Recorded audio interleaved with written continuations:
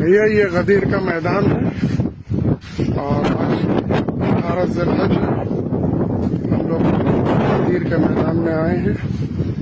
यहाँ अभी महफिल हम लोग करेंगे और ये सब यहाँ पे पूरा ये गदीर का मैदान है।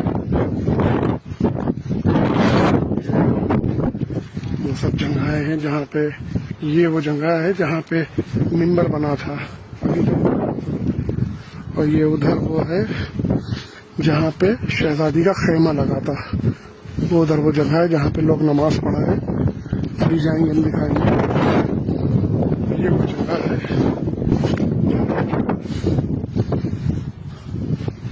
यहाँ पे मिंबर बना था। रसूलुल्लाह ने मौला को अपने हाथों में उठा के विलायत का ऐलान किया था।